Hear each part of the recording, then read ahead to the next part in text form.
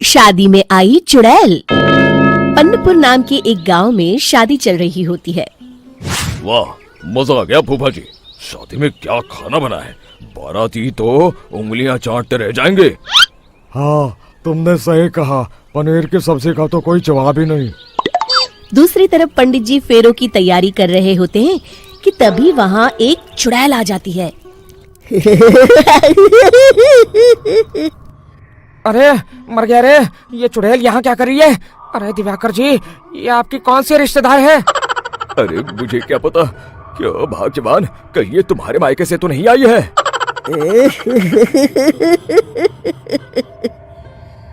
तुम लोगों की इस गांव में बारात लाने की हिम्मत कैसे हुई? मेरे रहते इस गांव में किसी की शादी नहीं हो सकती। अब तुम लोग देखो मैं क्या करती हूँ। अरे मर गया रे, मैंने सुना है ये जबान की पक्की है। भागो रे भागो, वरना ये चुड़ैल किसी को नहीं छोड़ेगी।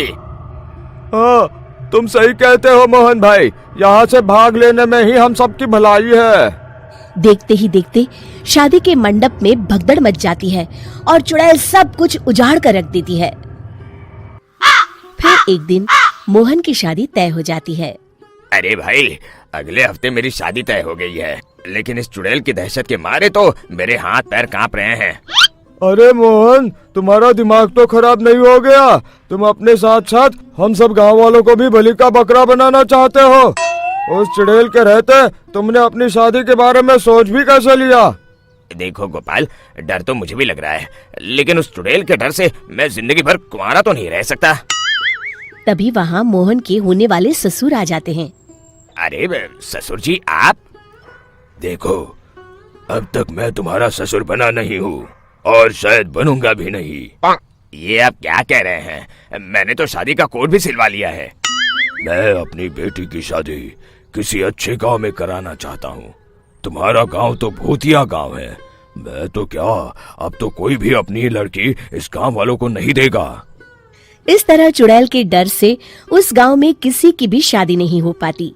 फिर एक दिन गांव के जमींदार अपनी बेटी की शादी करने का विचार करते हैं, लेकिन चुड़ैल के डर से उनकी भी हिम्मत जवाब दे देती है। अगर मेरी बेटी की शादी तय समय से नहीं हुई तो मेरी नाक कट जाएगी। मुझे कुछ करना ही होगा। एक सलाहकार के कहने पर जमींदार काशी से एक बहुत ही नामी तांत्रिक को अपने घर बुलवाते हैं, जो भूत चुड़ैल को पकड़ने में माहिर माना जाता था। जमींदार साहब, आप चिंता मत करिए।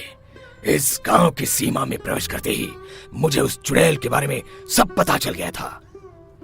आप उसे जल्दी से जल्दी कैद कर लीजिए ताकि मैं अपनी बेटी की शादी कर सकूं। जब वो चुड़ैल एक इंसान थी, तब ठीक उसकी शादी करने वाले दिन ही उसकी और उसके होने वाले पति की एक दुर्घटना में मौत हो गई थी। उसका होने वाला पति आज भी भूत बनकर जंगल में भटकता है। इसलिए जब तक चुड़ैल की शादी नहीं हो जाएगी, वो किसी और की भी शादी नहीं होने देगी। ये आप क्या कह रहे हैं? अगर वो भूत भी हमारे गांव में आ गया तब हमारा क्या होगा? ये आदमी बीच में बहुत बोलता है, इसे बाहर निकालो।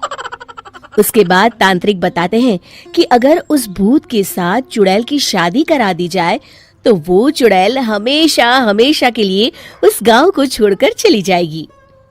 जमींदार साहब, आप अपनी बेटी की शादी की तैयारी शुरू कर दीजिए। मैं कुछ गांव वालों को अपने साथ लेकर उस भूत को ढूंढने जंगल की ओर जाता हूँ। इस तरह जमींदार निश्चित होकर अपनी बेटी की शादी करवाने लगते हैं, लेकिन तभी वहाँ चुड़ैल आ जाती है।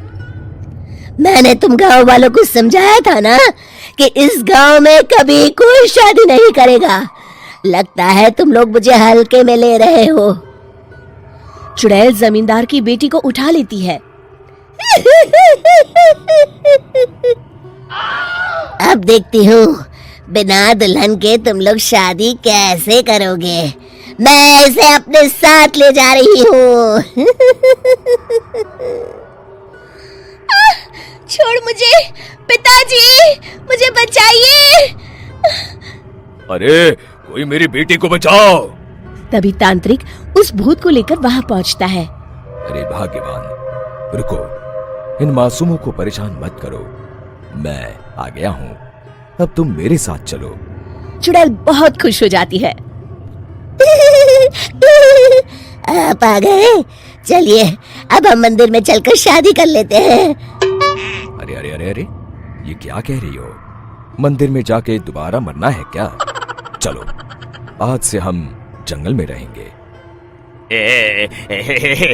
चुड़ैल चली गई, अब मेरी शादी हो जाएगी। इस तरह सभी गांव वाले खुशी से झूमने लगते हैं।